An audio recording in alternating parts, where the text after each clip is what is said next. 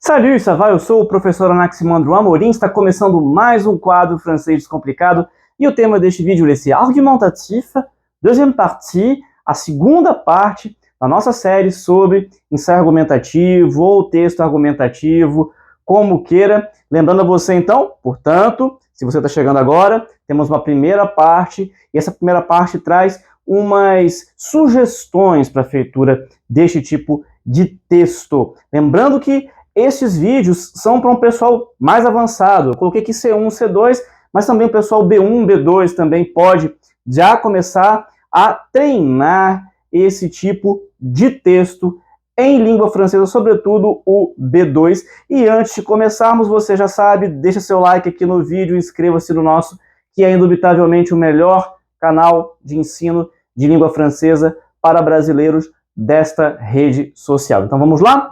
L'essai argumentatif. E eis aqui um exemplo de um texto. Bom, vamos lá. Um texto argumentativo básico, ok?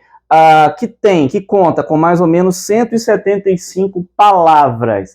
Eu havia dito a vocês no vídeo anterior que a contagem não é feita por linhas, é feita por palavras nesses exames de proficiência como DELF, DALF, TCF e tantos outros.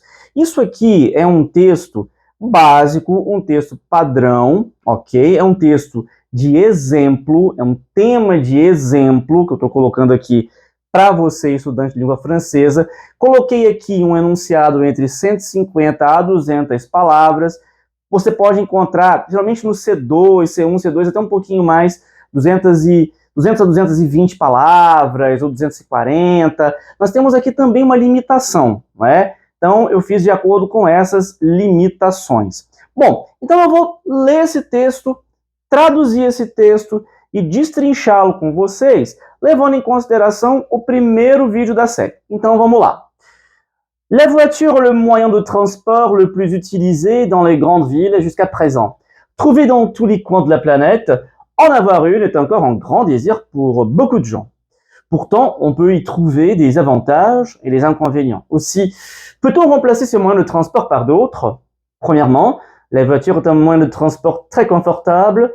Dans le covoiturage, il y a moins de gens que dans un bus, par exemple. De plus, la voiture est plus rapide et considérée individuellement, elle occupe moins d'espace dans les rues. En revanche, le transport en voiture est plus polluant. Il contribue à l'émission de gaz à effet de serre. La plupart des voitures utilisent des combustibles fossiles. Bien que plus petites qu'en bus, en quantité considérable, elles peuvent causer des embouteillages. Pour conclure, on peut considérer que malgré le confort du transport en voiture, on y trouve des inconvénients considérables. Se parier sur le transport en commun ou même stimuler le télétravail sont des bonnes solutions pour diminuer leur impact dans l'environnement. O carro é o meio de transporte mais utilizado nas grandes cidades até hoje. Encontrado em todos os cantos do planeta, ter um é ainda um grande desejo para muita gente. Entretanto, nós podemos encontrar aí vantagens e inconvenientes. Assim, pode-se substituir esse meio de transporte por outros? Primeiramente, o carro é um meio de transporte muito confortável. Na carona solidária, há menos gente que dentro de um ônibus, por exemplo. Mas, o carro é mais rápido e considerado individualmente, ele ocupa menos espaço nas ruas. Ao contrário, o transporte de carro é mais poluente. Contribui à emissão de gás, efeito estufa. A maior parte dos carros utiliza combustíveis fósseis, ainda que menores que um ônibus, em quantidade considerável.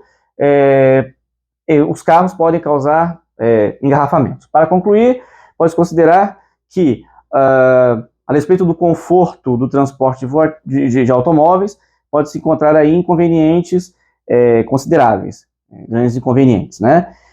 Apostar no transporte público ou até estimular o trabalho à distância, o teletrabalho, são boas soluções para diminuir o impacto no meio ambiente. Então vamos lá, nós temos um texto aqui a 4 parágrafos. Então este primeiro parágrafo aqui, que é o parágrafo da introdução, estes aqui são desenvolvimento e esse aqui é o da conclusão. Em geral, nesses concursos, nessas provas de proficiência, você vai ter esse tipo de tema, que são temas amplos, que são temas abertos, que são temas em que você pode se posicionar tanto a favor ou contrário. Aqui no caso, eu me posicionei contrariamente ao transporte de carro, a esse uso excessivo de automóveis. Então, é sempre interessante, quando você for criar esse tipo de texto, você dar aqui essa brecha, né, em geral, sempre com uma questão, em que você vai fazer aqui 2 parágrafos do desenvolvimento.